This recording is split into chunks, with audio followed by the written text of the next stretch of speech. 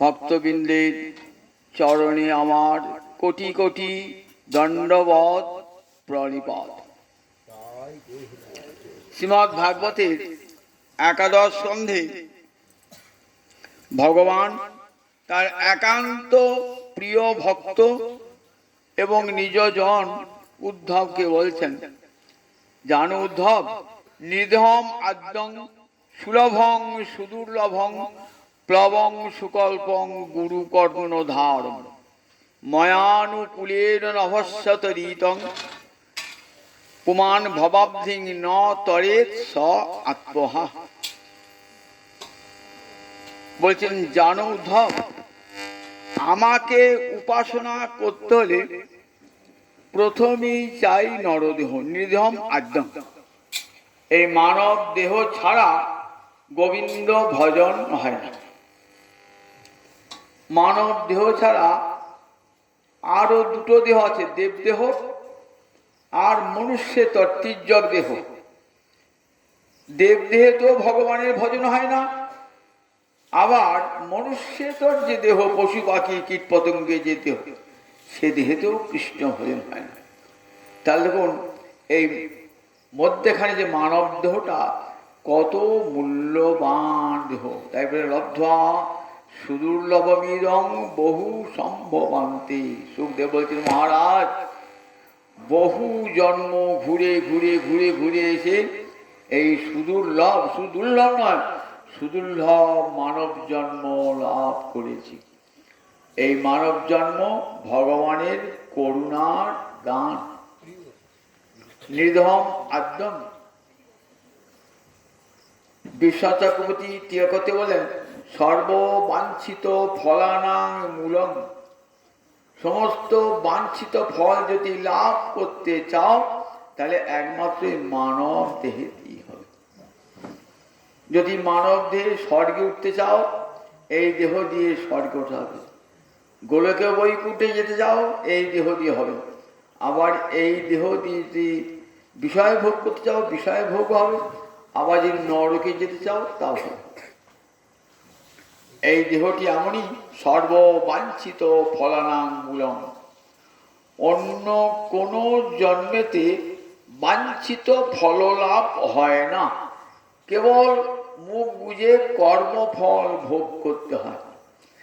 কিন্তু মানব দেহেতে একদিকে যেমন কর্মফল ভোগ হয়, তেমনি আবার কর্মফল ধ্বংস করা যায়, নূতন কর্ম সৃষ্টি করা যায়, যেটা আর অন্য কোনো হয় না।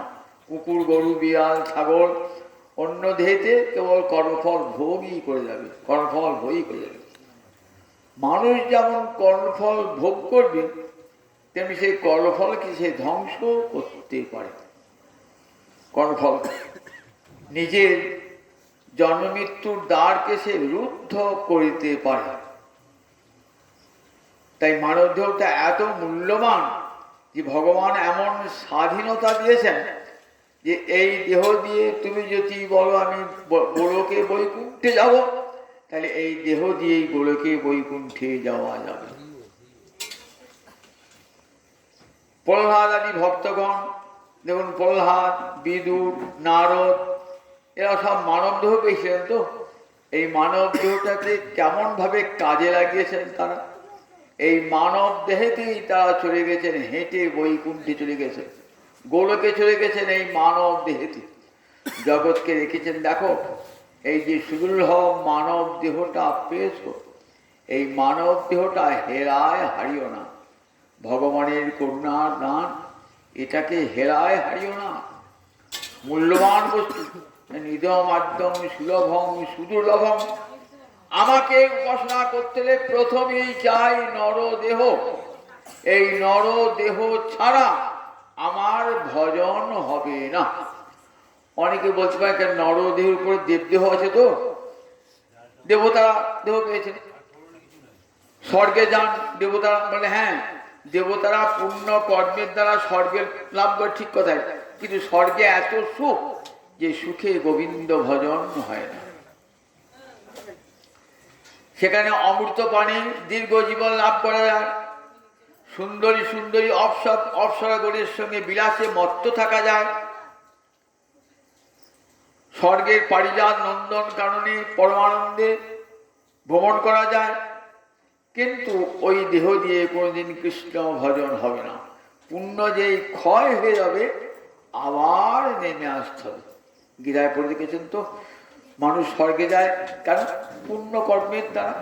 উপরে উঠলেন, ঊর্ধ্বং গচ্ছন্তি, উপরে চলে গেলেন, কিন্তু উপরে গিয়ে এত বিষয় ভোগ করলেন আপনার পুণ্যটা ক্ষয় হয়ে গেল। তখন আবার কি করবেন? ক্ষীণে পুণ্যে মর্তলোকম বিসন্তি, আবার চলে আসতে হবে নিচেতে। আপনি ব্যাংকে প্রচুর টাকা জমিয়েছেন, তো এইবার ভোগে বিলাসে কাটালেন, আশ্বাস দেখলেন সেই টাকা সব শেষ হয়ে গেল, আমরা আনন্দ ফুর্তিও শেষ হয়ে গেল। ঠিক পুণ্য ঠিক এমনি কর্মার্জিত, তো টাকা যেমন কর্মার্জিত, পুণ্য তেমনি কর্মার্জিত। সেই পুণ্য কর্ম করে পুণ্যের ফল পেলেন, স্বর্গসুখ ভোগ করলেন। বললেন সুখে সতী পুণ্যং ক্ষীয়তে, যত সুখ পাবেন জানবেন আমার পুণ্যটা ক্ষয়ে ক্ষয়ে যাচ্ছে। যত সুখ আসবে, বিষয় বৈভব অর্থ আসবে না, তখন জানবে আমার পুণ্যটা ক্ষয়ে ক্ষয়ে যাচ্ছে। আর যদি দুঃখ কষ্ট পাবেন না, তখন জানবেন দুঃখে সতী পাপং ক্ষীয়তে, আমার সব পাপ ক্ষয়ে ক্ষয়ে যাচ্ছে। তাই পুণ্য কর্মের দ্বারা স্বর্গে গেলেন, তো পুণ্য যেই ক্ষয় হয়ে যাবে তখন কোথায় গতি হবে? তখন আবার এই মর্তলোকে আসতে হবে। তাহলে দেখুন, পাপ পুণ্য এই দুটোকেই পরিত্যাগ করতে পারে। শুভাশুভ ফল গীতা পড়ি দেখবেন দুটোকেই পরিহার। পাপ পুণ্য দুই পরিহরি, পুণ্য যে সুখের দাম, না লইও তার নাম। পুণ্য করে স্বর্গে যাওয়া যায়, সুখ ভোগ করা যায়, ভগবানকে পাওয়া যায় না। যত দান ধ্যান পুণ্য করুন না কেন, তার ফলটা এই ব্রহ্মাণ্ডের মধ্যেই থাকে। পাড়াগাঁয়ে দেখবেন গরু মাঠের মধ্যে একটা বাছুরকে কি গরুকে জড়া দিল, তো যে হয়তো রাখালটা অন্য কোনো কাজে যাবে, কি করে দড়াটা অনেক বড় করে দেয়, একবারে 14 হাত 15 হাত দড়া করে দিল। গরুটা ভাবছে আমি স্বাধীন, আমি ইচ্ছা মতো চলবো। কতদূর যাবে বলো দেখি? ওই 14 হাত যাওয়ার পর আর সে যেতে পারবে না।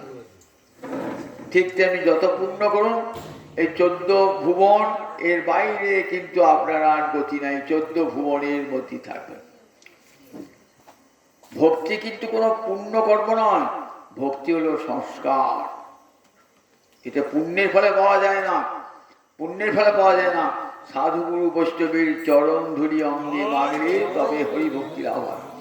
যে হরিভক্তি কোথায় নিয়ে যায় বলেন, দেখো একবারে গোলকে বৈকুণ্ঠে গোবিন্দের সেবা পাইয়ে দেয়। কিন্তু সেটা এই মানব দেহেতেই হবে। নির্ধম একদম প্রথমেই চাই নরদেহ, দেব দেহেতে আমার ভজন হবে না। এই দেহটা বেশি দিন থাকে না, কিন্তু এই দেহটা পঞ্চভূতে তৈরি। ক্ষিতি অপ তেজ মরুত বোম। আমরা দেহটা যদি উপাদান খোঁজেন তাহলে কি দেখবেন? এই 5টা, ক্ষিতি অপ তেজ মরুত। প্রকৃতি থেকে পাওয়া দেহটা, প্রকৃতি আমার জননী। প্রকৃতি কি আছে? ক্ষিতি অপ তেজ মরুত বোম। আমার দেহটাও এই প্রকৃতি থেকে, অর্থাৎ মায়ের রস রক্ত দিয়ে সন্তানের দেহ যেমন গড়া, তেমনি প্রকৃতি মায়ের ওই ক্ষিতি অপ তেজ মরুত বোম দিয়ে আমার দেহটা গড়া। আমার যখন মৃত্যু হয়ে যাবে তখন আমার ক্ষিতি অংশ, দেহের যে মাটি অংশ, সেটা মাটিতে মিশে যাবে। অপ মানে জল, যে জল অংশ জলে চলে যাবে। তেজ মানে অগ্নি, যেটা অগ্নি অংশ তেজে মিশে যাবে। যেটা মরুত মানে বায়ু, বায়ুর সঙ্গে মিশে যাবে। আর যেটা আকাশ, আকাশ সঙ্গে মিশে যাবে। তাহলে দেহের পঞ্চভূত, পঞ্চভূতেই বিলীন হয়ে গেল। বলে দেহটা বেশি দিন থাকে না ঠিকই, অনিত্য, কিন্তু দেহটা পরমার্থ দান করতে পারে।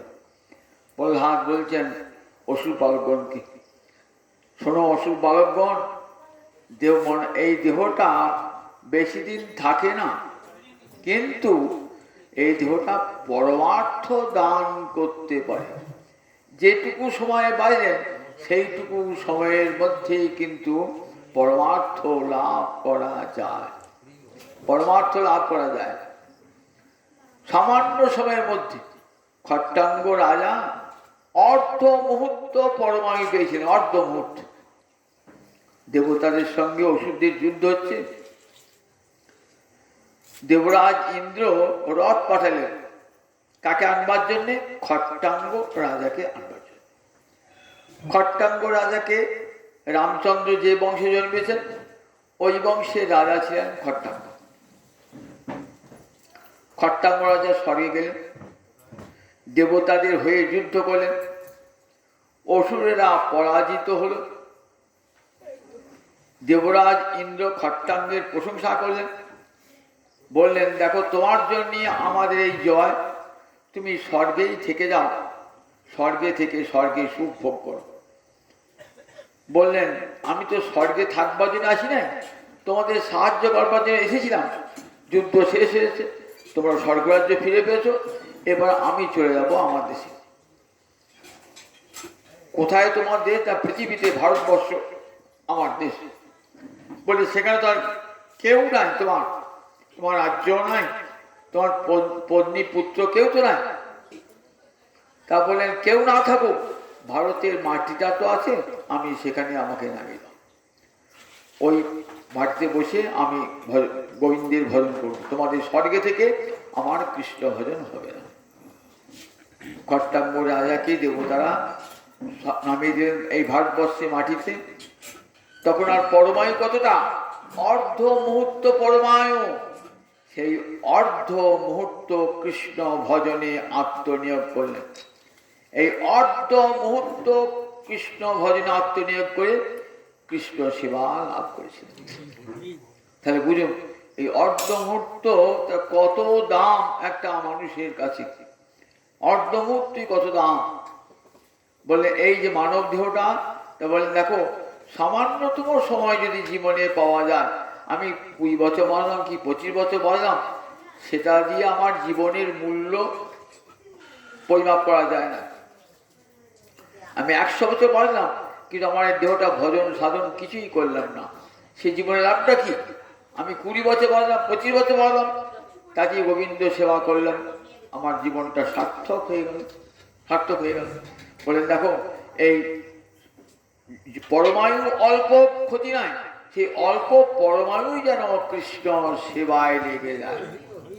তাই বলেন, বলে এটা অর্থদ। বলেন বেশি দিন থাকে না কিন্তু অর্থদ, অনিত্য কিন্তু অর্থদ। মানব দেহ অনিত্য, আজ আছে কাল নাই, কখন যে নিঃশ্বাস বন্ধ হবে কেউ বলতে পারে না। কিন্তু পরমার্থ দান করতে পারে একমাত্র মানব দেহটা। জগতে যত কিছু শাস্ত্র সব মানুষের জন্যে, অন্য কোন দেবতাদের জন্য নয়। এত বেদাদি শাস্ত্র কার জন্যে? শুধু মানুষের জন্যে, পশু পাখির জন্যও নয়, আবার দেবতাদের জন্য নয়, শুধু মানুষের জন্যে। যা কিছু শাস্ত্রের নিয়ম কারণ সব মানুষের জন্য। তাই নিদম আদ্যম এটি সুলভম। সুলভম কেন? সুখে ন লভ্যতে যত্ত। আবার বলেন সুদুর্লভম। সুদুর্লভম শুধু দুর্লভ নয়, সুদুর্লভ। সুলভের বিপরীত শব্দ দুর্লভ। দুঃখে ন লভ্যতে যত্ত, যা অতি দুঃখে কষ্টে লাভ করা যায় তাকে বলে দুর্লভ। শুধু দুর্লভ বলে না, বলেন সুদুর্লভ। তাহলে একই বস্তু আবার সুলভ আবার সুদুর্লভ হয় কেমন করে? দুটো বিপরীত ধর্মী কথা না। বলেন মানব দেহটা সুলভ, আবার সেটা শুধু দুর্লভ না, সুদুর্লভ। কি করে হয় বলেন? শোনো কি করে হয়, শোনো। সুদুর্লভ কেন সুদুর্লভ হয় আগে বলি। বললেন তুমি কোন সাধনার দ্বারা, কোন পুণ্য ফলের দ্বারা কোনদিন মানব জন্ম পাবে না। কেন? কর্মফলের জন্যে আমাকে যদি পশু পাখি কীট পতঙ্গ হতে হয়, সেই কর্মফল ভোগের জন্য আমাকে কীট পতঙ্গ পশু পাখি হতে হবে। আবার শত শত পুণ্য কর্মের দ্বারা হয়তো স্বর্গাদিকে উচ্চ লোকে আরোহণ করবো, কিন্তু মানব দেহ পাবো না। তাই সুদূরহ বলে শত সাধনাতেও এই মানব দেহ পাওয়া যায় না, শত পুণ্য কর্মেতেও মানব দেহ পাওয়া যায় না। তাই এত সুদূরহ সুলভ হলো কেন? বলে মানব জন্ম পেয়েছেন তো, মানব জন্ম পাওয়ার পর মানব জন্মের অন্তিমকালে অন্তরে বাঞ্ছা জাগলো, সাধুসঙ্গ হয়ে গেল যে এমন মানব জন্ম দিলে প্রভু, কিন্তু আমি তো জন্মটার সদ্ব্যবহার করি নাই, তোমাকে ভজি নাই। যদি প্রভু মানব জন্মটা কৃপা করে আবার দিতে, তাহলে জীবনের প্রভাত হতে হা গৌর হা গোবিন্দ বলে কথা। এই জন্মে তো আমার হরি সেবা হলো না। যদি সাধুসঙ্গ লাভ হয়ে যায়, সাধুসঙ্গ লাভ হয়ে যায়, তখনই বোঝা যায় যে জীবনটা কত মূল্য, সেই জীবনটা আমি হারিয়েছি। তখন অন্তরে অনুতাপ আসে, অনুশোচনা আসে, এতেই কাজ হয়ে যায়। এই অনুতাপ আর অনুশোচনার ফলে মানব যেটুকু সময় পেলেন সেইটুকু সময় যদি ভজনা করেন তাহলে সার্থক হয়ে যায়। তাই অন্তিমকালে কি হয় দেখেন না, যারা নিজজন তারা কি করেন, তারা কাঁদেন না, বলে অসচ্চান অন্য শোচস্তং, যারা শোকের যোগ্য নয় তাদের জন্যে কাঁদছ কেন? আমরা প্রিয়জন মরে গেলে কাঁদি, বাবা বলে কাঁদি, মা বলে কাঁদি, পুত্র বলে কাঁদি, পতি বলে কাঁদি, পত্নী বলে কাঁদি, আত্মীয় স্বজন বলে তো কাঁদি। গীতায় ভগবান উচ্চকণ্ঠে বলছেন অর্জুন কি, অসচ্চান অন্য শোচস্তং, যারা শোকের যোগ্য নয় তাদের জন্য শোক করো না। আমার বাবা মরেছে আমি শোক করবো না, আমার মা মারা গেছেন শোক করবো না? বলেন না, অসচ্চান অন্য শোচস্তং, এরা কেউ শোকের যোগ্য নয়। পণ্ডিত ব্যক্তিরা জানেন যে যখনই জন্মগ্রহণ করেছি সঙ্গে সঙ্গে মৃত্যুকে নিয়েও জন্মিয়েছি। আজ হোক 10 বছর পরে হোক মৃত্যু আমার হবেই হবে। তাই যা অবধারিত তার জন্য শোক কেন? যেটা হবে তার জন্য শোক কেন? পঞ্চভূতে গড়া যে দেহটা, তার 6টা ভাব বিকার আছে। কি কি 6টা ভাব বিকার তা বললেন, জায়তে অস্তি, বর্ধতে, বিপরিণমতে, অপক্ষীয়তে, বিনশ্যতে। দেহটা জন্মাবার পর আমার অস্তিত্ব হয়, যতদিন জন্মাই নাই আমার অস্তিত্বই নাই। যেই মায়ের পেট থেকে জন্মালাম পৃথিবীতে আমার নাম ধাম সব হল, আমার অস্তিত্ব হল। এবার যা বর্ধতে, দেহটা একটু একটু করে বৃদ্ধিপ্রাপ্ত হবে, বর্ধতে, বাড়তে বাড়তে আমরা আর বাড়বে না। এবার কি হবে, ঠিক যৌবন যে শেষ হয়ে গেল, প্রৌঢ়ত্বের সূচনা হয়ে গেল, তখন কি হবে, বিপরিণামতে, দেহটা বিকৃত পরিণাম আনবে। বিপরিণাম মানে বিকৃত পরিণাম। দেখবেন সেই যৌবনের রূপ, যৌবনের লাবণ্য আর শত চেষ্টা করেও আমি ধরে রাখতে পারছি না। কারণ এটা দেহের ধর্ম, তো পাঞ্চভৌতিক দেহ, দেহের ধর্মই বিপরিণামতে, অর্থাৎ বিকৃত পরিণাম হবে, বিপরিণামতে। তারপরে কি হবে, অপক্ষীয়তে। এইবার যে পেরিয়ে গেলেন, প্রৌঢ়ত্ব পেরিয়ে বার্ধক্যের কাছাকাছি এলেন, তখন ক্ষয় হচ্ছে। দেখছেন চোখে ভালো করে দেখতে পাচ্ছি না, কানে ভালো করে শুনতে পাচ্ছি না, পায়ে ভালো করে চলতে পাচ্ছি না, একটু উপরে মাথার চুলগুলো সব পেকে গেছে, দাঁতগুলো সব পড়ে গেছে, শত চেষ্টা করে রাখতে পারছি না, ক্ষয় হয়ে যাচ্ছে। এইবার কি হবে, বিনশ্বতি, সব ক্ষয় হয়ে যাওয়ার পর এইবার দেহে ধর্মে দেহটাই চলে যাবে। তাহলে 6টা ভাববিকার জগতের প্রতিটি পাঞ্চভৌতিক বস্তু। আমি একটা বাড়ি তৈরি করলেন তো, একবার সুন্দর ঝাঁ চকচকে, মিস্ত্রি বলে গেল এ আমরা অমর অক্ষয় করে দিলাম। মানব দেহটাই অমরক্ষয় নয়, আর আমার বাড়িটা অমরক্ষয় থাকে। যখন করলেন বাড়িটা কি সুন্দর রং চং করেছেন, দেখতে খুব সুন্দর হলো। এই বাড়িটা যে 30 বছর 40 বছর হয়ে গেল, দেখছেন বাড়িটা ফাট বেরোচ্ছে, প্লাস্টার ছেড়ে ছেড়ে পড়ছে, ছাদ পেটে জল বেরোচ্ছে। দেখে আমরা এই করতে করতে একদিন দেখলেন সেটা পুড়ে গিয়েছে, আর বাড়িটা নাই। ঠিক, কারণ পঞ্চভূতি করা তো, ওই বাড়িটাও পঞ্চভূতি করা, আমার দেহটাও পঞ্চভূতি করা, বাড়িটাও পঞ্চভূতি করা। ঠিক ওই রকম আমার দেহটাও চলে যাবে একদিন। এই 6টা ভাব বিকার আছে। সুতরাং যখন জন্মগ্রহণ করেছি, মৃত্যুকে সঙ্গে নিয়ে এসেছি। বুদ্ধদেব যখন অবতার, সেই সময় বুদ্ধদেব একদিন বসে আছেন। ভগবান বুদ্ধদেব তো, তার কাছে কাঁদতে কাঁদতে একটি মহিলা এসেছে তার সন্তানকে করে নিয়ে। হাওয়া হাওয়া করে কাঁদছেন। কেন কাঁদছে মা? বলে আমার একমাত্র সন্তান মারা গিয়েছে। তা আমি কি করে বলবো মা? মৃত্যু তো দেহে ধর্ম না বাবা, তুমি তো ভগবান, তুমি আমার ছেলেকে বাঁচিয়ে দাও। বলছেন দেখো মা, যে মারা গিয়েছে সে তো আর বাঁচে না, মরে গেলে আর বাঁচে না, আর মৃত্যু দেহের স্বাভাবিক ধর্ম। কিন্তু মা তো প্রবোধ মানছে না।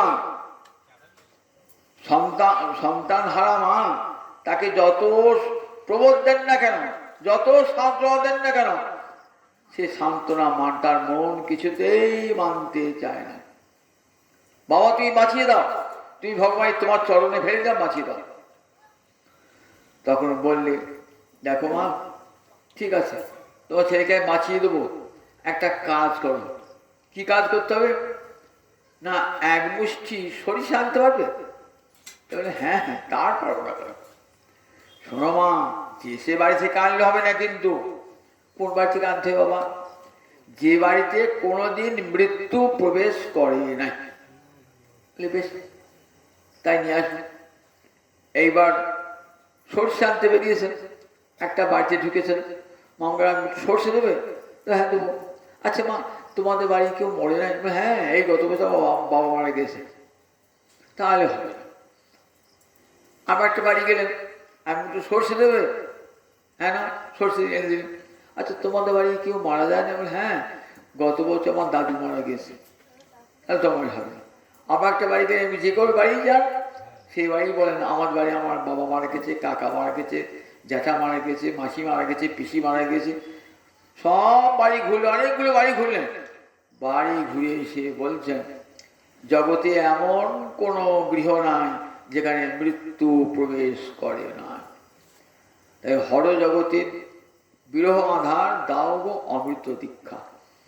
আমি চাই না ছেলেকে বাঁচাতে, তুমি অমৃত মন্ত্রে দীক্ষা দান করো, যাতে আর মৃত্যু না আসে, এমন অমৃত মন্ত্র দীক্ষা দাও। আমি ছেলেকে বাঁচাতে চাই না। কেমন কৌশলে বুদ্ধদেব শিক্ষাটি দিলেন যে মা তো প্রবোধ মানছেন না, তখন মৃত্যু স্বাভাবিক, মৃত্যু দেহ ধারণ করলেই মৃত্যু হবে, এটা মাকে বোঝাতে পারছেন না। যখন বাড়ি বাড়ি ঘোরালেন, তখন মায়ের অন্তর ভালো করে, না আমি আমার ছেলের জীবন চাই না, তুমি বিশ্বব্যাপী করো, যাতে আর কোনোদিন মরণ যন্ত্রণা, মরণের ঊর্ধ্বে মানুষ উঠে যায়। এই তো আমাদের ভারতবর্ষের ঋষি চিরকালের প্রার্থনা। মৃত্যুর মা অমৃতঙ্গময়, জগতে সবাই শোক দুঃখে কাঁদছে, এমন কেউ নাই যে মৃত্যুর হাত থেকে রক্ষা পাবে। তাই মৃত্যুর মা ভারতবর্ষের সাধনা, মৃত্যুর মা অমৃতঙ্গময়, আমাকে অমৃত লোকে নিয়ে চলো, যেখানে গেলে মৃত্যু আর শাসানি দেবে না। যেখানে গেলে বলে আর মৃত্যুর চোখ রাঙানি সহ্য করতে হবে না, এমন জায়গায় নিয়ে চলো। ভারতের ঋষিরা তো এই সাধনা করেছেন। তমসমা জ্যোতির্গময়, মৃত্যুর মা অমৃতঙ্গময়, অসতমা সৎগময়। আমার যারা পূর্বপুরুষ ছিলেন, তাদের কি প্রার্থনা? আমরা কি চাই? ভগবানের কাছে টাকা চাই, ধন চাই, দৌলত চাই, কত কি চাই তো। আর আমাদের পূর্বপুরুষরা, যাদের বংশধর আমরা গোত্রধারী, বলতে আমার ঋষির বংশধর, প্রত্যেকের গোত্র আছে। কারো কাশ্যপ গোত্র, কারো ভরদ্বাজ গোত্র, সেই ঋষি। সেই ঋষিরা কি প্রার্থনা করেছিলেন? আমাদের পূর্বপুরুষেরা তার নির্জন জঙ্গলে গিয়ে ভগবানকে প্রার্থনা করেছেন। কি বলেছেন? তমসমা জ্যোতির্গময়। মা, জগতে সর্বত্র অন্ধকার নেমে এসেছে, বিষাদের অন্ধকার, শোকের অন্ধকার। তোমাকে এখান থেকে আমাকে তমসমা, মা মানে আমাকে, অন্ধকার জগতেতে আমাকে নিয়ে চলো জ্যোতির্ময় লোকে, যেখানে কেবল আনন্দের আলো আছে। মৃত্যুর মা অমৃতঙ্গময়, এই মৃত্যুময় লোক থেকে আমাকে অমৃতময় লোকে নিয়ে চলো। অসতমা সদ্গময়, অসৎ মানে যা থাকে না তাকে অসৎ বলে। অধাতু সর্দি প্রত্যেক করে সৎ হয়, ন সৎ অসৎ। অসৎ মানে থাকা, যা থাকে না তাকে বলে অসৎ। এই জগতে ধন জন জীবন কোনটাই তো থাকে না, আজ আছে কাল নাই। এই জগতে জগতে কোনো বস্তুই স্থায়ী নয়, মানুষ জীবন তেমনি স্থায়ী নয়। নলিনী দল জল জীবন টলমল, ভজ হরিপদ নিহিতিরে। এমন সুন্দর দুর্লভ মানব জন্ম। বলেন দেখো, যে কোনো মুহূর্তে চলে যাবে মানব দেহটা, যে কোনো মুহূর্তে চলে যাবে। নলিনী দল জল জীবন টলমল, ভজ হরিপদ নিহিতিরে। নলিনী দল অর্থাৎ পদ্মপাতায় জল যেমন টলমল টলমল করে, যে কোনো মুহূর্তে আমার জীবনটা চলে যাবে। তাই জীবনের প্রভাত থেকে হরি ভজন করতে শুরু করো, তাহলেই মৃত্যুকে জয় করতে পারবে। আর্য ঋষি কি বলেছেন? বলেন দেখো, তমেব বিদিত্য অতি মৃত্যু মেয়েতি নান্য পন্থা বিদ্যতে অয়নায়। ভারতবর্ষের ঋষি বলছেন, আমি জেনেছি সেই পরম পুরুষকে জেনেছি, যাকে পেরে পারে জীব মৃত্যুকে অতিক্রম করতে পারে। তার চরণ আশ্রয় ছাড়া আর মৃত্যুর হাত থেকে রক্ষা পাওয়ার কোনো উপায় নেই। দেবকীর গর্ভ থেকে যখন ভগবান আবির্ভূত হলেন না, তখন দেবকী স্তব করে কি বলছেন? বলছেন, গোবিন্দ মর্ত মৃত্যু ব্যালভীত পলায়ন সর্বান লোকান নির্ভয়ং নাধ্য গচ্ছত। মর্তের জীব মৃত্যু ভয়ে, মৃত্যুরূপ সর্পের ভয়ে ভীত হয়ে সর্বত্র ঘুরে বেড়াচ্ছে। কোথায় গেলে মৃত্যুর হাত থেকে রক্ষা পাওয়া যায়? জগতে এমন কোন স্থান নাই যেখানে গেলে মৃত্যুর হাত থেকে রক্ষা পাওয়া যায়। যদি ঊর্ধ্বলোকে যান স্বর্গে, সেখানেও মৃত্যু আছে। এমনি করে উপরে ভুব, এতে ভুব মোহ জন তপ সত্যলোক, যেখানে সৃষ্টিকর্তা ব্রহ্মা থাকেন, যদি সেখানে যান সেখানেও মৃত্যু আছে। সেখানেও একদিন ব্রহ্মলোক ধ্বংস হয়ে যায়। তাহলে উপরে সপ্তলোক, নিচে সপ্তলোক, যেখানে যাবেন সেখানে কিন্তু মৃত্যু তাড়া করে আসবে। মৃত্যু ব্যালভীত পলায়ন, ছুটে ছুটে বেড়ায়, কিন্তু নির্ভয়ং নাধ্য গচ্ছত, কোথাও অভয় পায় না। কোথায় কি অভয় পায়? তৎপাদাব্জং প্রাপ্য যদিচ্ছয়া। প্রভু তুমি করুণা করে তোমার চরণ কোমল প্রকটিত করেছ, ওই চরণ কোমলে যদি কেউ শরণ গ্রহণ করে, আর তার মৃত্যু ভয় থাকে না, আর মৃত্যু ক্লেশ থাকে না তার। মৃত্যু আসমাদ অপেতি, মৃত্যু সব জায়গায় যায়, কোন জায়গায় যায় না? গোবিন্দ চরণে মৃত্যু যায় না, গোবিন্দ চরণে। সুতরাং বললেন দেখো, অমৃতলোকে যাবারই সাধনা ভারতবর্ষের আর্য ঋষির চিরকালের সাধনা, অমৃতলোকের যাত্রা। দেখ বলছেন, নিজ মাধ্যম সুলভম সুদুর্লভম, বলেন সুদুর্লভ, বহু সাধনা দ্বারা মানব জন্য পাওয়া যায় না। কিন্তু জীবনের অন্তিমকালে যদি আমরা নিজজন আত্মীয় স্বজন না কেঁদে, চোখের জল না ফেলে কাছে বসে যদি কৃষ্ণ নাম শোনায়, তাহলে কি হবে? একবার ক্ষণকালের জন্য যদি কৃষ্ণ স্মৃতি আসে হৃদয়ের মাঝে, তাহলে কি হয়? আবার পরজন্মের প্রভাতী মানব জন্ম লাভ হয়ে যায়, মানব জন্ম লাভ হয়ে যায়। এ কথা আমার কথা নয়, গীতা বলছেন। বলছে, আমাকে স্মরণ করতে করতে যে কলেবর ত্যাগ করে, সে আমাকেই প্রাপ্ত হয়ে যায়। কে বলছেন? স্বয়ং ভগবান গোবিন্দ বলছেন অর্জুনকে, মৃত্যুকালে আমাকে স্মরণ করতে করতে যে দেহ ত্যাগ করে পরজন্মে সে আমাকেই প্রাপ্ত হয়। তাহলে মৃত্যুকাল তো আমাদের স্মরণ আসে না। মৃত্যুকাল আমাদের কি মনে হয়? ঘর ছেড়ে যাচ্ছি, বাড়ি ছেড়ে যাচ্ছি, আমরা সুন্দর বাড়িটা করলাম, এত টাকা জমিয়ে গেলাম, ছেলের বিয়ে দিয়ে বউ নিয়ে এলাম, নাতি হলো দেখতে পেলাম না, কত মনে ক্ষোভ থেকে যায়, তো সব থেকে যায়। তো এই চিন্তা করতে পারি, গোবিন্দ করার চিন্তা করি না তো। কিন্তু যারা সত্যিকারের সজ্জন তারা ভাবেন এর আমার কে বটে কি, এদের সঙ্গে আমার কারও কোনো সম্পর্ক নাই। কে আমার পিতা, কে আমার মাতা, কে আমার পুত্র, কে আমার পত্নী, কে আমার পতি, কস্য কে পতিপুত্রাদ্যা মোহ এবহি কারণ। কে কার পতিপুত্র? মোহই একমাত্র কারণ।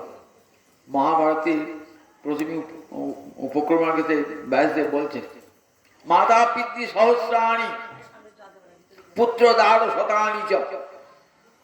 আমার একটা মাতা একটা পিতা নয়, আমি যতবার জন্মেছি ততবার মাতা ততবার পিতা হয়েছে। আমার একটা পত্নী নয়, আমি যতবার জন্মেছি ততবার একটা করে পত্নী হয়েছে। এই জন্য একটা পুত্র নয়, আমার কত আগে আগে জন্মে কত পুত্র হয়েছে তাদের কথা মনে রেখেছি? কিছু সব ভুলে গেছি, সময় সব ভুলিয়ে দিয়েছে। তাই পুত্র দাঁড়ো শতানিচ, শুধু মোহ এবহি কারণ। মোহের ফলে, মোহের জন্য আমাদের দুঃখ চোখের জল আসে। বলে দেখো, এবার বলে মৃত্যুকালে যদি সত্যিকারের সজ্জন পুত্র থাকে, ভক্ত পুত্র থাকে, কাছে বসে কি বলায়? হরে কৃষ্ণ কৃষ্ণ কৃষ্ণ হরে হরে, হরে রাম রাম রাম হরে হরে। নৃসিংহদেব হিরণ্যকশিপুর বুকটা নখ দিয়ে চিরে দিয়েছে। যন্ত্রণায় ছটফট করতে করতে হিরণ্যকশিপু কাঁদছে, বাবা গো মা গো, বাবা গো মা গো। মৃত্যুকালে এমন যন্ত্রণা হয় না? যন্ত্রণাতে বাবা গো মা গো কাঁদছে। প্রহ্লাদ ভক্তপুত্র কাছে বসে আছে, মা তো স্তাতেতি মা ব্রুহি মরণে সর্বস্তুতে। বাবা এখন মা বাবা বলে কি হবে? তোমার মা তোমার বাঁচাতে পারবে? মা আসবে, বাবা আসবে বাঁচাতে? বল গোবিন্দ গোবিন্দ গোবিন্দেতি পুনঃ পুনঃ, বলো বাবা গোবিন্দ বলো, গোবিন্দ বলো, গোবিন্দ বলো। বাঁচাবেন একজন, সেই একজনই বাঁচাবেন, তার নাম করো। ভক্ত সন্তান তো, ভক্ত সন্তান কাছে বসে পিতাকে হরিনাম করাচ্ছে।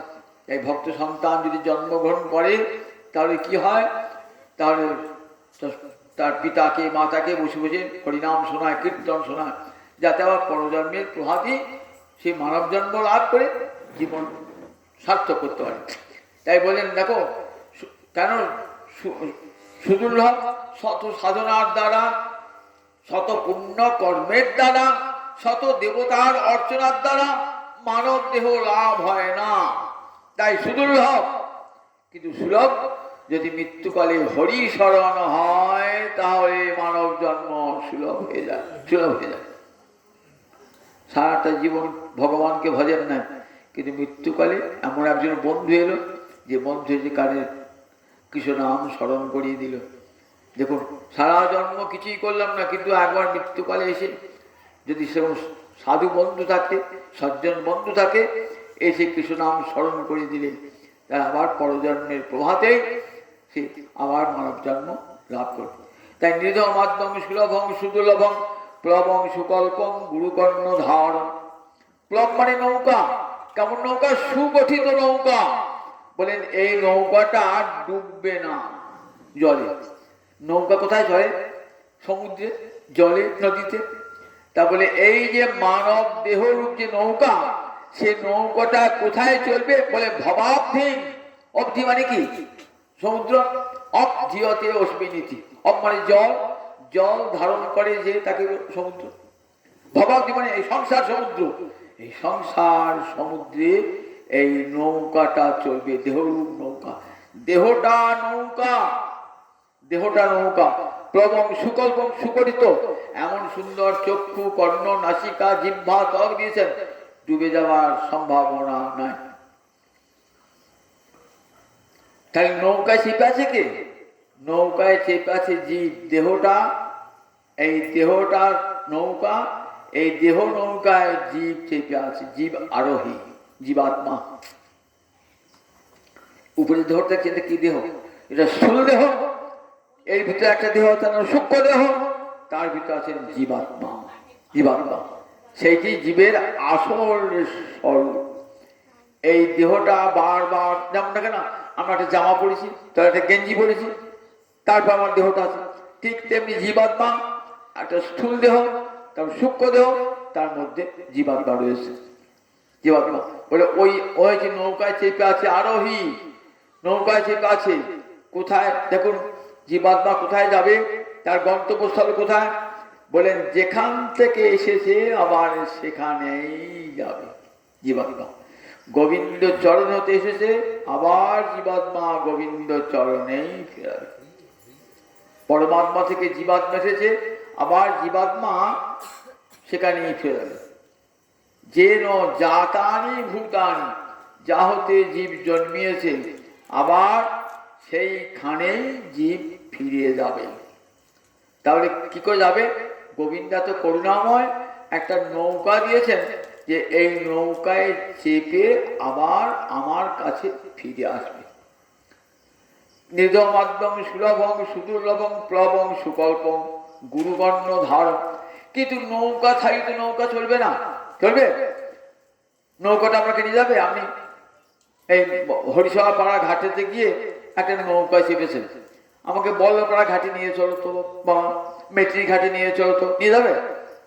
কারণ নৌকা তো অচেতন, নৌকা তো অচেতন, নৌকাটা যাবে কি? যাবে না। নৌকা চেপেছেন, নৌকাটাকে নৌকা আমাকে নিয়ে চলো মেট্রি ঘাটে নিয়ে চলো, আমাকে বল্লপাড়া নিয়ে চলো।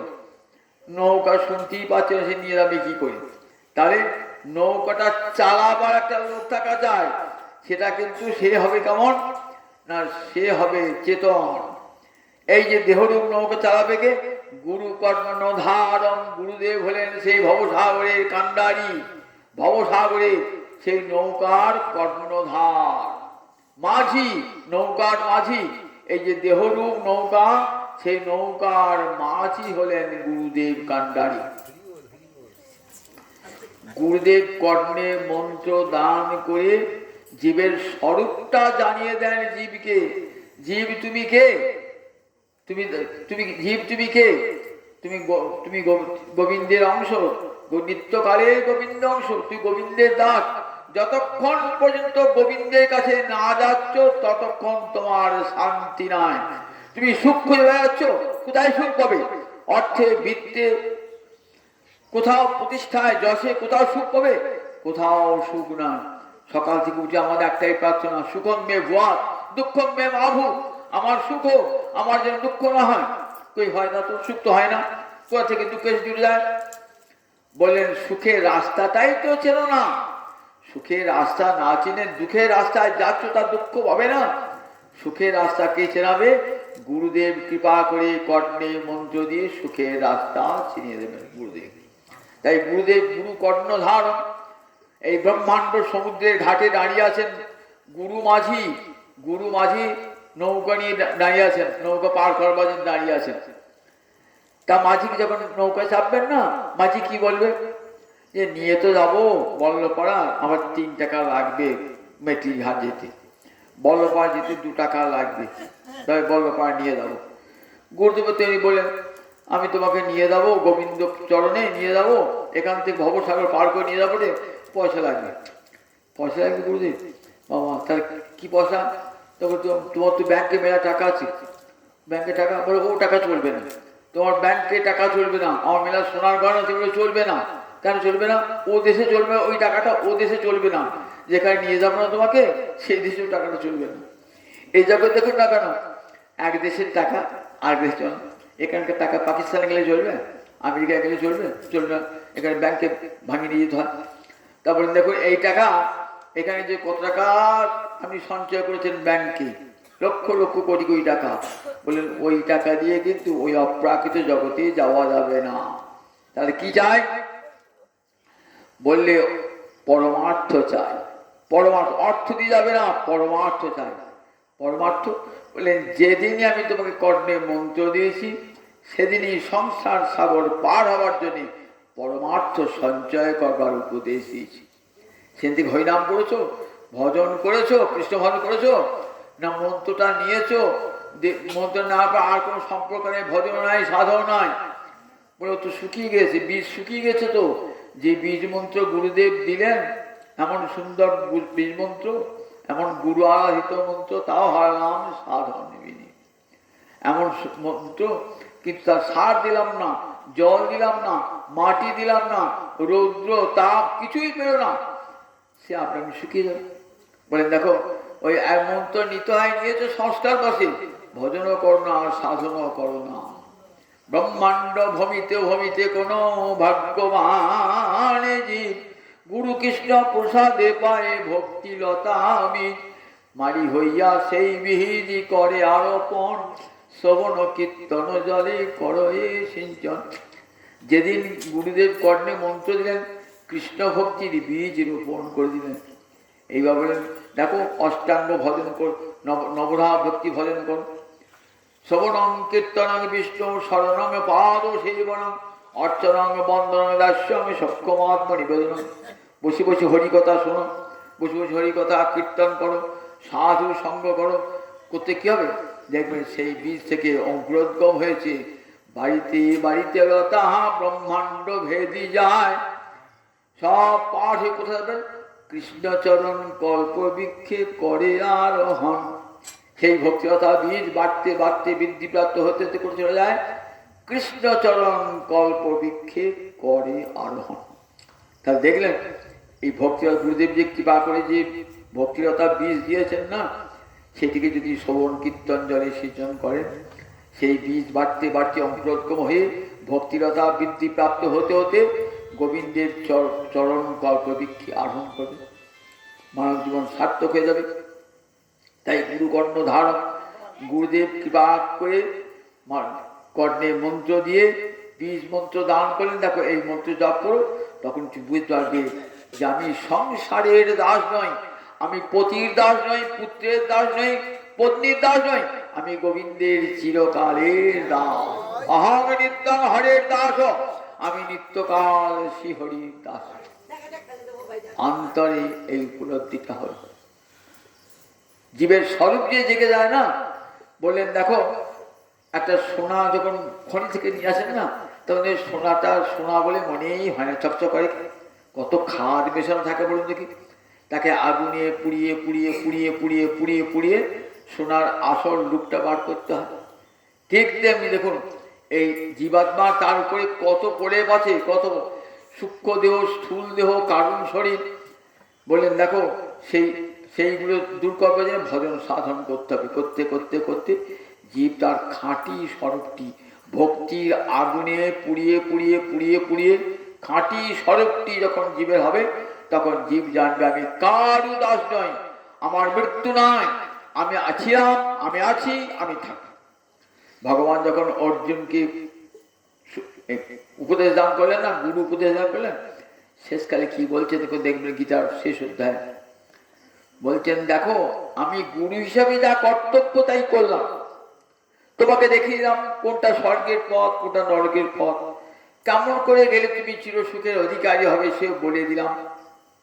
কচিত অজ্ঞান সম্মোহ পুনষ্ট যে ধনঞ্জয়, অজ্ঞান সম্মোহ, অজ্ঞান জাত যে সম্মোহ মোহটা পনষ্ট ধ্বংস হয়েছে। এ তো গুরুর কাজ। অজ্ঞানের আবরণ দেওয়া ছিল, সে আবরণ তো সরেছে। কি বলছেন দেখো, উপযুক্ত গুরুর উপদেশ পেয়েছেন তো। অজ্ঞান সম্মোহ নষ্ট হয়ে গেছে অর্জুনের গুরুর উপদেশে। শেষকালে কি বলছেন? নষ্ট মোহ স্মৃতির লব্ধা তৎপ্রসাদাৎ। হে গোবিন্দ, তোমার করুণায়, তৎপ্রসাদাৎ তোমার করুণায় আমার মোহ ধ্বংস হয়ে গেছে, নষ্ট মোহ। স্মৃতির লব্ধা, আমি স্মৃতি ফিরে পেয়েছি, আমি যে তোমারই দাস, এই স্মৃতি আমার অন্তরে জাগ্রত হয়েছে। দেখেছেন তো, তোমারই করুণা। গত সন্দেহ, আমার সব সন্দেহ চলে গেছে। করিস সে বচন আমি তব, তুমি যা বলবে তাই করবো। তাহলে গুরু উপদেশ কত ফলবতী, কত ফলবান হয়ে দেখুন গুরু উপদেশ। সমস্ত এত উপদেশ দিলে অর্জুনকে দিলেন। এই 18টা অধ্যায় ধরে বললেন অজ্ঞানদাত সম্ম আমার দূর হয়ে গেছে গুরুর কৃপায়। তার শিষ্য যখন গুরুর কৃপায় তার অজ্ঞান সম্ম ধ্বংস হয়ে যায়, তখন সে আপন স্বরূপ প্রাপ্ত হয়ে যায়। তখন সেই কৃষ্ণ প্রাপ্তির জন্য তার অন্তর আকুল হয়ে ওঠে। নিজমদ্যম সুলভং সুদুর্লভং প্লবং সুকল্পং গুরু কর্ণধারং ময়ানুকূলেন নবস্বতীতং যে উপমান ভবাব্দিং ন তরে স আত্মহা। বললেন আমার যেই গুরু কৃপা লাভ হয়ে যায়, তখনই আমার আনুকূল, আমার করুণারূপ বাতাসে নৌকার পাল লেগে যায়। করুণারূপ মায়ানুকূলের নবস্থান মানে বায়ু। দেখবেন নৌকার পাল লাগানো থাকে, মাঝি যদি বোঝে যে অনুকূল বাতাস বইছে, তাহলে নৌকার পালটা লাগিয়ে টাঙিয়ে দেয়। যেই পালটা লেগে যায় না, বাতাসটাতে লেগে যায়, আর নৌকাটা ডাক টানতে হয় না, একবারে অতি দ্রুত গন্তব্যস্থলে। যেটা যেত 5 ঘন্টায়, সেটা চলে যাবে 10 মিনিটে, 15 মিনিট চলে যাবে। বলে যেই যে গুরুদেবের কৃপা লাভ হয়ে গেল না, আপনি সঙ্গে সঙ্গে ভগবান বলছে আমার করুণা বাতাস তাতে লেগে যায়। তাহলে আগে গুরু কৃপাটি লাগবে। গুরু কৃপা হলে গোবিন্দের করুণা বাতাস সেই নরতনুরূপ নরদেহ যে নৌকা, সেই নৌকায় লেগে যাবে, আর দুটো জীব আমার কাছে ফিরে আসবে। বলেন এমন সুন্দর নরদেহ পেও যোপমান ভবাব্ধি ন তরেত স আত্মহা। এমন সুন্দর নরদেহ পেও যে সংসার সাগর পার হবার চেষ্টা করল না, স আত্মহা, সে আত্মঘাতী। আত্মঘাতী বলে আত্মানং হন্তি যশ, যে আত্মাকে হত্যা করে। আত্মাকে হত্যা করা যায় নাকি? আত্মাকে তো হত্যা করা যায় না। তারপরে হ্যাঁ, আত্মাকে হত্যা করা মানে ভগবানকে ভুলে থাকাই হলো আত্মাকে হত্যা করা। কি রকম? আপনি একটা খাঁচা সমেত পাখি কিনেছেন, তো খাঁচার ভিতরে পাখিটা আছে, বাজার থেকে কিনে আনলেন, তো যে খাঁচাটাকে সাজাচ্ছেন, নানা রকম রং দিচ্ছেন, রূপালী রং, সুরাই রং দিচ্ছেন। খাঁচার ভিতরে যে পাখিটা রইল, তাকে খাবার দিচ্ছেন না। পাখিটা কিন্তু 1 দিন 2 দিন 3 দিন 4 দিন বাদ পাখিটা মরবে। এই দেহ খাঁচায় জীবাত্মা পাখি আছে, তাকে তো খাবার দিতে হবে। বলে কেন? ডাল ভাত তরকারি খাচ্ছি। বলে ওটা প্রাণ বায়ু খায়, আত্মা খায় না। আমরা বলি না আত্মা চাইছে যতদিন খাবো, আমার ইচ্ছা মতো খাবো, আত্মা চাইছে। আত্মা চায় না, আত্মা সব খাবার খায় না, দেহটা খায়। কে খায়? প্রাণ বায়ু। দেখেন না, প্রাণবায়ুকে পঞ্চ প্রাণবায়ুকে দিতে হয়। যখন ব্রাহ্মণে যখন অন্ন গ্রহণ করে, তাকে পঞ্চ প্রাণবায়ুকে দেয়। তাহলে যে হাটে সব প্রাণবায়ু আহার পাচ্ছে, আত্মা খায় না। বলে কেন খায় না? জগতে ডাল ভাত না, না যতই ভালো মন্দ দেন না, আত্মা খাবে না। কেন খাবে না? বলে আত্মা চিন্ময়। এই জগতে সব খাবার হলো অচিত খাবার, জড় খাবার। চিন্ময় আত্মা কখনো জড় খাবার গ্রহণ করেন না। তাহলে তাকে চিন্ময় খাবার দিতে হবে। কোথায় পাবো চিন্ময় খাবার? বলে হ্যাঁ, জীব দিয়েছেন, যিনি আহার যোগাবেন তিনি আহারের ব্যবস্থা করেছেন। যখন জীবাত্মা পৃথিবীতে এসেছে, তখন আহারের ব্যবস্থা করে গেছে। তাহলে চিন্ময় আত্মার আহার কি? বলে আছে, খুঁজে রাখো চিন্ময় আত্মা। আমি মেলা খেলায় গিয়েছেন, দেখছেন বাবা সব মেলা খেলা, আমি বৈষ্ণব লোক, তিলক মালা আছে বাবা, সব দিচ্ছি পেঁয়াজ ডিম রসুন খাবার। বলে খুঁজুন, খুঁজতে খুঁজে পেয়ে যাবেন। ঠিক আছে, খুঁজে দেখলেন একটা দোকানদার তিলক মালা নিয়ে বসে আছে, যত বৈষ্ণব তার দোকান খাচ্ছে। বলে খোঁজো, আহার পাবে। আমি চিন্ময় আত্মা কাহার পাবে? দেখো গা, সাধু গুরু বৈষ্ণব হরিনাম সংকীর্তন করছেন, মন্দিরে বসে গীতা পাঠ করছেন, ভাগবত পাঠ করছেন, বসে বসে শোনো গা। হরিগুণ কীর্তন হি আত্মন ঘাস। বলে আত্মার খাদ্য কি? শ্রীহরির গুণকীর্তন হলো আত্মার খাদ্য। আত্মা যদি সেটা না পায়, তাহলে কি হয়? আত্মা তিল তিল করে আত্মার মৃত্যু হয়ে যায়। তা কি বলে? আত্মার মৃত্যু, অর্থাৎ ভগবত বিস্মৃতি মৃত্যু। মৃত্যু মানে ভগবানের বিস্মৃতি হলো মৃত্যু। ভক্তিপথে স্থিতিরেব জীবন। ভক্তিপথে থাকা মানে জীবন, আর মৃত্যুর অত্যন্ত বিস্মৃতি। ভগবানকে ভুলে থাকাই মৃত্যু। জীবাত্মা তিল করে দেখে না, আত্মা তো কথা বলতে পারে না, বোবা। তো বোবা ছেলে, আমরা বাড়িতে আছে বোবা ছেলে, কাঁদছে, এটা দিচ্ছেন সেটা দিচ্ছেন, ছুঁড়ে ছুঁড়ে ফেলে দিচ্ছে। বললে দেখো মা জানে আমার এই বোবা ছেলেটি কি পেলে সন্তুষ্ট হবে।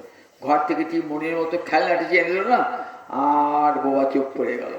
বলে দেখো জীবাত্মা কাঁদছে ভিতরে, ঘর দিচ্ছ, বাড়ি দিচ্ছ, টাকা দিচ্ছ, বউ দিচ্ছ, ছেলে দিচ্ছ, কিন্তু বোবা আত্মার শান্তি আর হচ্ছে না। ঘর ছিল না, ঘর হলো, গাড়ি ছিল না, গাড়ি হলো, চাকরি ছিল না, চাকরি হলো, টাকা ব্যাংকে টাকা হলো, কিন্তু বোবা আত্মা কেনিয়ে যাচ্ছে, বোবা ছেলে কেনিয়ে যাচ্ছে, বোবা ছেলে কেনিয়ে যাচ্ছে। কেন? সে তো আসল জিনিস পায় নাই। সেটি যতক্ষণ না পাচ্ছে, যখন গোবিন্দ সেবা না পাচ্ছে, ততক্ষণ পর্যন্ত আত্মার ওই ক্ষোভ প্রশমিত হবে না। যাই দাও না কেন জীবাত্মাকে, বাড়ি ঘর টাকা পয়সা, কিছুতেই তার শান্তি হবে না। যেই কৃষ্ণ কৃষ্ণ নাম দিলেন, কৃষ্ণ ভক্তি দিলেন, যে কৃষ্ণ ভক্তি নিষ্কাম অতএব শান্ত। যেই কৃষ্ণ ভক্তি লাভ হয়ে যায় না, তখন আর কিচ্ছু চাই না প্রভু। নবই যাচ্ছে রাজ্য কনক মাণিক্য বিভব, আমি রাজ্য চাই না, কনক মাণিক্য বিভবও চাই না প্রভু, শুধু তোমার চরণে আমার নির্বসনীর বলা ভক্তি হোক। ন ধনং ন জনং সুন্দরীং কবিতাং বা কামে জগদীশ মম জন্মনি জন্মনি ঈশ্বরী ভবতার ভক্তির অহৈতুক যেই। আমি ধন চাই না, জন চাই না, কাব্য প্রতিভা চাই না, সুন্দরী পদ্মী চাই না, আমার যেন জন্মে জন্মে তোমার শ্রীচরণে সুনীর বলা ভক্তি থাকে। এই ভক্তি সম্পদ হৃদয়ে লাভ হলে জীবাত্মার পরমানন্দিত হন। বলে এই ভক্তিকে ভুলে থাকাই মৃত্যু জীবনে, আর অন্য কোনো মৃত্যু নয়। মানব দেহ, এই স্থূল দেহ, পাঞ্চভৌতিক দেহ, এ তো বিনাশ প্রাপ্তি হবে, এর জন্য দুঃখ শোক নয়। বলেন তাই দেখো এই জাতি মানব, এই মানব জন্ম এমন সুদূর্লভ মানব জন্ম, এই মানব জন্মেই তুমি মৃত্যুকে ধ্বংস করতে পারো। ভারতবর্ষের ঋষিরা মৃত্যুকে স্বীকার করেন না। মৃত্যু বই প্রাণী না নাস্তি, বলে মৃত্যু বলে কিছু নয়। আমি ছিলাম, আমি আছি, আমি থাকবো, আমার মৃত্যু নাই, আমার দেহটাও মৃত্যু হবে, কিন্তু আমি যে জীবাত্মা, আমি ছিলাম, আমি আছি, আমি থাকবো, আমি আছি এই কলেবরে, আবার নূতন কলেবরে আসবো। এমনি করে জন্মের পর জন্ম কলেবর পাল্টিয়ে পাল্টিয়ে আসবো। আমার কোনোদিন বিনাশ নয়। এই স্বরূপে যখন জীব প্রতিষ্ঠিত হয়ে যাবে, তত্র কশোক ক মোহ, তখন আর শোকও থাকবে না, মোহও থাকবে না। তাই দেখুন শোকসভাতে গীতা ভাগবত মহাভারত পড়া হয় কেন? যাতে যার প্রিয়জন হারিয়েছেন তাদের শোক মোহ যাতে দূরীভূত হয়ে যায়। মহারাজ পরীক্ষিত শোকগ্রস্ত, ভাগবত শোনাচ্ছেন। জন্মে জয় শোকগ্রস্ত, তাকে বৈশম্পায়ন মহাভারত শোনাচ্ছেন। সুর রাজা সমাধি বৈশ্য শোকগ্রস্ত, সেখানে মেধামণি তাকে চণ্ডী শোনাচ্ছেন। অর্জুন বিষণ্ণ বিষাদপ্রাপ্ত, ভগবান শ্রীকৃষ্ণ তাকে গীতা শোনাচ্ছেন। তাই শোকসভাতে প্রিয়জন হারালে পরে সবচেয়ে বড় কর্তব্য হল হরিকথা, হরিকথা শ্রবণ, হরিকথা কীর্তন, যাতে সন্তপ্ত হৃদয়ে যাদের প্রিয়জনকে হারিয়ে তারা সন্তপ্ত হৃদয়ে শান্তিপ্রাপ্ত হন। আর যার বিরহে, যার প্রয়াণে আজকে সভা, তার তিনি ছিলেন পরমা ভক্তিমতী। আমি দেখেছি পরমা ভক্তিমতী নিজে পাঠও করতেন হরিসভা মন্দিরেতে, দেখেছি। শুদ্ধ সাত্ত্বিক জীবন যাপন করেছেন, সারাটি জীবন গোবিন্দর সেবায় কাটিয়েছেন। সুতরাং তার তো দেহ কোথায় গিয়েছে? জীবাত্মা গোবিন্দ চরণেই গিয়েছে। সারা জীবন যে গোবিন্দ সেবা করেছেন, ভগবান গীতায় করেছেন, আমার যে সেবা করে সে আমার কাছেই আসে। যে দেব সেবা করে দেবতার কাছে যায়, যে ভূত প্রেত পিশাচের সেবা করে সে ভূত প্রেত পিশাচের কাছে যায়। ভগবান বলেছেন না গীতায়, যে পিতৃপুরুষের পূজা করে সে পিতৃলোকে যায়, আর আমার যারা সেবা করে তারা আমার কাছে আসে। সেই মা আমার চলে গেছেন গোবিন্দ লোকে, কৃষ্ণ সেবা পেয়ে ধন্য হয়েছেন। তার সন্তান সন্ততিকে আশীর্বাদ করুন। আজ তার তিনি পরমানন্দের রাধামাধবের জনসেবা করে শান্তি লাভ করুন, এটি আজ গোবিন্দের কাছে প্রার্থনা জানাই। তার উদ্দেশ্যে আজ শ্রীমদ্ ভাগবতের পথবাণী উৎসর্গ করলাম। জয় নিতাই, জয় নিতাই, জয় নিতাই। রাধে কৃষ্ণ গোবিন্দ।